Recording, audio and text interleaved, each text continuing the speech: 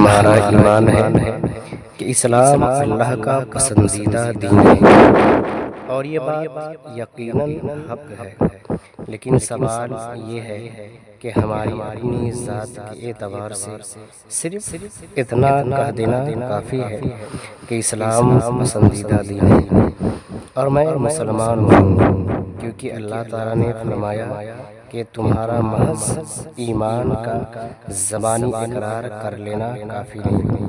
چنانچہ دو الفاظ میں فرمایا احسب الناس ان یترکوا ان یقولوا آمنا وهم لا یفتنون، ترجمہ کنز العرفان۔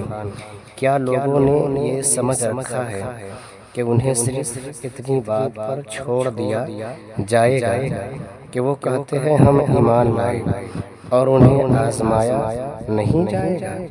یہ آیت مبارکہ بڑے واضح الفاظ میں بیان کرتی ہے کہ لوگوں کا صرف اتنا کہہ دینے ہم تو ایمان والے ہیں کی بنیاد پر چھوڑا نہیں جائے گا، بلکہ ان کا مختلف طرح امتحان لیا جائے گا۔ اسے یوں سمجھیے کہ جب کوئی آدمی کسی جگہ جاب کے لیے اپلائی کرتا ہے اور وہ زبانی کلامی اپنی ڈگریاں بتاتا ہے کہ جناب میں نے کمپیوٹر کا فلاں کورس کیا ہوا ہے، میں نے مینجمنٹ کا کورس کیا ہوا ہے، تو کیا اس کے صرف اتنا بتا دینے پر اسے نوکری دے کر چیئر پر بیٹھا دیا جاتا ہے؟ یقیناً نہیں، بلکہ اسناد وغیرہ دیکھی جاتی ہے اور صلاحیت کو جانچنے کے لیے اسے کچھ کام دیا جاتا ہے کہ آپ اسے کر کے دکھائیں۔ تو یوں معمولی نوکری کے لیے امیدوار کا امتحان لیا جاتا ہے۔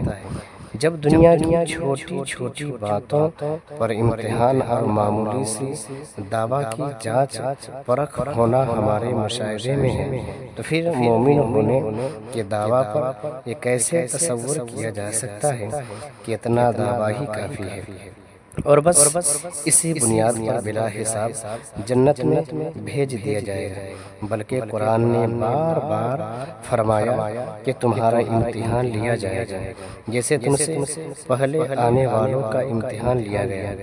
قرآن مجید نے اس امتحان کی شدت یوں بیان فرمائی ام حسبتم ان تدخلوا الجنة ولما يأتيكم مثل الذين خلوا من قبلهم مستهم البأساء والضراء والزلزلوا حتى يقول الرسول والذين آمنوا معه متى نصر الله ألا إن نصر الله قريب۔ ترجمہ کنز العرفان۔ کیا تمہارا یہ گمان ہے کہ جنت میں داخل ہو جاؤ گے، حالانکہ ابھی تم پر پہلے لوگوں جیسی حالت نہ آئی؟ انہیں سختی اور شدت پہنچی اور انہیں زور سے ہلا ڈالا گیا، یہاں تک کہ رسول اور اس کے ساتھ ایمان والے کہہ اٹھے اللہ کی مدد کب آئے گی؟ سن لو بے شک اللہ کی مدد قریب ہے۔ اور بخاری شریف میں روایت ہے کہ حضرت خباب بن ارت رضی اللہ تعالیٰ عنہ نے فرمایا کہ نبی کریم صلی اللہ تعالیٰ علیہ وآلہ وسلم خانہ کعبہ کے سائے میں اپنی چادر مبارک سے تکیہ لگائے ہوئے تشریف فرما تھے۔ ہم نے حضور اقدس صلی اللہ تعالیٰ علیہ وآلہ وسلم سے عرض کی یا رسول اللہ صلی اللہ تعالیٰ علیہ وآلہ وسلم ہمارے لیے دعا کیوں نہیں فرماتے، ہماری کیوں مدد نہیں کرتے؟ ارشاد فرمایا تم سے پہلے لوگ گرفتار کیے جاتے تھے، زمین میں گڑھا کھود کر اس میں دبا دیے جاتے تھے، آرے سے چیر کر دو ٹکڑے کر ڈالے جاتے تھے اور لوہے کی کنگھیوں سے ان کے گوشت نوچے جاتے تھے، لیکن ان میں سے کوئی مصیبت انہیں ان کے دین سے روک نہ سکتی تھی۔ ہمارا ایمان اور دعویٰ ہے کہ خدا کی بارگاہ میں ہمارا دین اسلام پسندیدہ ہونے کے ساتھ دین کامل بھی ہے۔ کامل سے مراد ایسا دین ہے کہ جو زندگی کے تمام معاملات میں اچھی تعلیمات دے اور زندگی کے ہر موڑ اور موقع پر راہنما بنے۔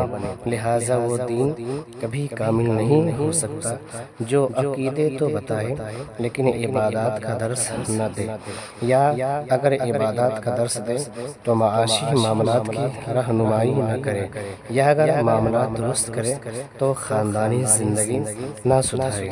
ایسی کسی بھی کمی کا شکار دین کامل نہیں ہو سکتا۔